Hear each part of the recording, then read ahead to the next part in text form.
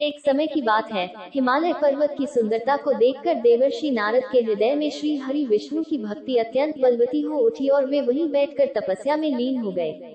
नारद मुनि की इस तपस्या से देवराज इंद्र भयभीत हो गए कि कहीं देवर्षि नारद अपने तप के बल से उनका स्वर्ग न छीन ले।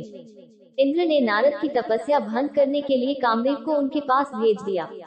वहां पहुंचकर कामदेव ने अपनी माया से वसंत ऋतु उत्पन्न कर दिए तथा उनके प्रभाव से पेड़ और पत्ते पर रंग बिरंगे फूल खिल गए, कोयलें कूकने लगी और भौरे गुंजार करने लगे। कामाग्नि को भड़काने वाली शीतल मंद सुहावनी हवा चलने लगी। ब्रह्मा आदि अप्सराएं नाचने लगी, किंतु कामदेव की किसी भी माया का नारद मुनि पर कुछ भी प्रभाव नहीं पड़ा। तब कामदेव को डर सताने लगा कि कहीं नारद मुझे शाप न दे दे, इसलिए उन्होंने श्री नारद से क्षमा मांगी। नारद मुनि को थोड़ा भी क्रोध नहीं आया और उन्होंने कामदेव को क्षमा कर दिया। कामदेव वापस अपने लोक में चले गए। कामदेव के चले जाने पर नारद मुनि के मन में अहंकार हो गया कि मैंने कामदेव को जीत लिया। वहां से वे शिव जी के पास चले गए और उन्हें अपने कामदेव को हराने का हाल कह सुनाया। भगवान शिव समझ गए कि नारद को अहंकार हो गया है। शंकर जी ने सोचा कि यदि इनके अहंकार की बात विष्णु जी जान गए तो नारद के लिए अच्छा नहीं होगा। इसलिए उन्होंने नारद जी से कहा कि तुमने जो बात मुझे बताई है उसे श्री हरि को मत बताना। नारद जी को शिव जी की यह बात अच्छी नहीं लगी। उन्होंने सोचा कि आज तो मैंने कामदेव को हराया है और ये भी किसी को नहीं बताऊं। नारद जी क्षीरसागर पहुँचे गए और शिव जी के मना करने के बाद भी सारी कथा श्री विष्णु को सुना दी। भगवान विष्णु समझ गए कि नारद को अहंकार ने घेर लिया है। उन्होंने अपने मन में सोचा कि मैं ऐसा उपाय करूंगा कि नारद का घमंड भी दूर हो जाए और मेरी लीला भी चलती रहे। इधर श्री हरि ने अपनी माया से नारद जी के रास्ते में एक बड़े ही सुंदर नगर का निर्माण कर दिया, जिसमें शीलनिधि नाम का वैभवशाली राजा रहता था। उस राजा की विश्व मोहिनी नाम की बहुत ही सुंदर बेटी थी। विश्व मोहिनी स्वयंवर करना चाहती थी, इसलिए कई राजा उस नगर में आए हुए थे। नारद जी जब उस राज दरबार में पहुंचे तो राजा ने उनका पूजन करके उन्हें आसन पर बैठाया। फिर उनसे अपनी कन्या की हस्तरेखा देखकर उसके गुण दोष बताने के लिए कहा। जैसे ही वह कन्या नारद जी के समक्ष आई तो उसके रूप लावण्य को देखकर नारद मुनि वैराग्य भूल गए और उसे देखते ही रह गए। इतना ही नहीं, उस कन्या की हस्तरेखा बता रही थी कि उसके साथ जो विवाह करेगा वह अमर हो जाएगा, उसे संसार में कोई भी जीत नहीं सकेगा और संसार के समस्त जीव उसकी सेवा करेंगे।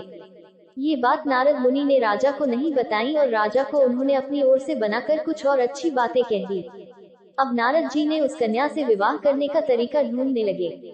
ऐसा सोचकर नारद जी ने श्री हरि को याद किया और भगवान विष्णु उनके सामने प्रकट हो गए। नारद जी ने उन्हें सारी बात बताई और कहने लगे, हे नाथ, आप मुझे अपना सुंदर रूप दे दो ताकि मैं उस कन्या से विवाह कर सकूं। उसके बाद भगवान विष्णु ने कहा, हे नारद, हम वही करेंगे जिसमें तुम्हारी और संपूर्ण जगत की भलाई हो। तब श्री विष्णु ने अपनी माया से नारद जी को बंदर का रूप दे दिया, जिससे नारद जी बिल्कुल अनभिज्ञ थे। वे समझे कि श्री विष्णु ने स्वयं अपना रूप उन्हें दे दिया है।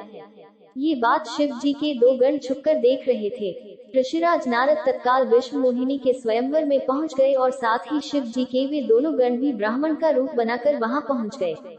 वे दोनों गण नारद जी को सुनाकर कहने लगे कि भगवान ने इन्हें इतना सुंदर रूप दिया है कि राजकुमारी सिर्फ इन पर ही मोहित होंगी। उनकी बातों से नारद जी मन ही मन बहुत खुश हुए। स्वयं भगवान विष्णु भी उस स्वयंवर में एक राजा का रूप धारण कर आ गए। जब स्वयंवर का समय आया तो विश्व मोहिनी ने कुरूप नारद की तरफ देखा भी नहीं और राजा रूपी विष्णु के गले में वरमाला डाल दी। मोह के कारण नारद मुनि की बुद्धि नष्ट हो गई थी। राजकुमारी द्वारा अन्य राजा को वरमाला डालते देख वे परेशान हो उठे। उसी समय शिव जी के गणों ने ताना कसते हुए नारद जी से कहा, जरा दर्पण में अपना मुंह तो देखिए महाराज। मुनि ने जल में झांक कर अपना मुंह देखा और अपनी कुरूपता देखकर गुस्सा से आग बबूला हो उठे। गुस्से में आकर उन्होंने शिव जी के उन दोनों गणों को राक्षस हो जाने का शाप दे दिया। उन दोनों को शाप देने के बाद जब मुनि ने एक बार फिर से जल में अपना मुंह देखा तो उन्हें अपना असली रूप फिर से मिल चुका था। लेकिन भगवान विष्णु पर उन्हें अभी भी बहुत गुस्सा आ रहा था। वे उसी समय विष्णु जी से मिलने के लिए चल पड़े। रास्ते में ही उनकी मुलाकात विष्णु जी से हो गई, जिनके साथ लक्ष्मी जी और विश्व मोहिनी भी थी। उन्हें देखते ही नारद जी ने कहा, आप दूसरों की खुशियाँ देख ही नहीं सकते।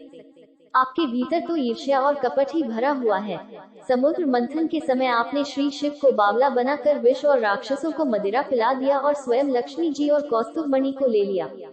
आप बड़े धोखेबाज और मतलबी हो, हमेशा कपट का व्यवहार करते हो। हमारे साथ जो किया है उसका फल जरूर पाओगे। आपने मनुष्य रूप धारण करके विश्व मोहिनी को प्राप्त किया है, इसलिए मैं आपको शाप देता हूँ कि आपको मनुष्य जन्म लेना पड़ेगा। शिव जी के उन दोनों गणों ने जब देखा कि नारद अब माया से मुक्त हो चुके हैं तो उन्होंने नारद जी के पास आकर और उनके चरणों में गिरकर कहा, हे मुनिराज, हम दोनों शिव जी के गण हैं। हमने बहुत बड़ा अपराध किया है जिसके कारण हमें आपसे शाप मिल चुका है। अब हमें अपने शाप से मुक्त करने की कृपा करें। नारद जी बोले, मेरा शाप झूठा नहीं हो सकता, इसलिए तुम दोनों रावण और कुंभकर्ण के रूप में महान ऐश्वर्यशाली बलवान तथा तेजवान राक्षस बनोगे और अपनी भुजाओं के बल से पूरे विश्व पर विजय प्राप्त करोगे। उसी समय भगवान विष्णु राम के रूप में मनुष्य शरीर धारण करेंगे। युद्ध में तुम दोनों उनके हाथों से मारे जाओगे और तुम्हारी मुक्ति हो जाएगी। अगर आपको ये जानकारी अच्छी और रोचक लगी हो तथा आपने अभी तक मेरे चैनल काव्य कोमल को लाइक एवं सब्सक्राइब नहीं किया हो, तो प्लीज इस चैनल को लाइक एवं सब्सक्राइब करें। आपके सकारात्मक प्रोत्साहन से ही हम और बेहतर एवं रोचक जानकारी आपके समक्ष लेकर उपस्थित होंगे। धन्यवाद।